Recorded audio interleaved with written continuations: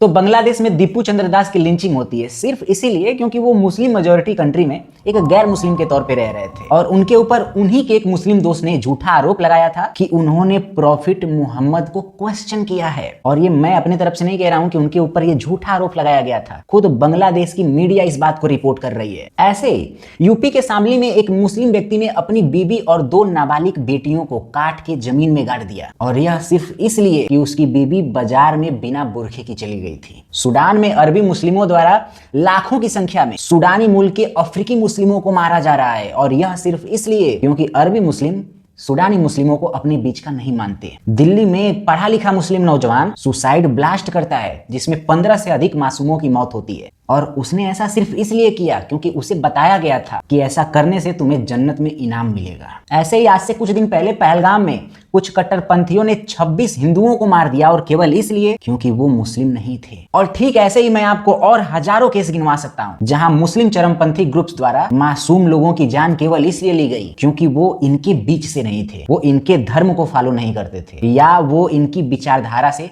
समर्थन नहीं रखते थे। इसमें कोई दो राय नहीं है कि यदि विश्व में सबसे ज्यादा क्रूरता किसी ने की है, सबसे ज्यादा हत्याएं किसी ने की है, सबसे ज्यादा मात्रा में नरसंहार का कोई दोषी है तो वो कट्टर धार्मिक लोग हैं और इनमें भी एक सबसे बड़ा हिस्सा इस्लाम का आता है। और सबसे ज्यादा दुख तब होता है जब ऐसे मुद्दों को क्रिटिसाइज करने की बजाय, ऐसे मुद्दों पर आवाज उठाने की बजाय समुदाय विशेष के कुछ लोग तालियां बजाते हैं, ऐसी घटनाओं को सेलिब्रेट करते हैं और क्वेश्चन करने वाले लोगों के कमेंट बॉक्स में जाके गालियां देते हैं। खैर, आप मेरी बात से सहमत या असहमत हो सकते हैं, लेकिन इस बात को डिनाई नहीं कर सकते कि धर्म के अंधे इस पृथ्वी के लिए ज़ॉम्बी बन चुके हैं। ये ह्यूमैनिटी को, प्रकृति को, सभ्यता को और संस्कृति को धीरे धीरे खा रहे हैं और जब तक इनके ऊपर, इनकी विचारधारा के ऊपर, इनकी सोच के ऊपर शिक्षा और कानून का लगाम नहीं लगाया जाएगा तब तक हम सब खतरे में ही रहेंगे।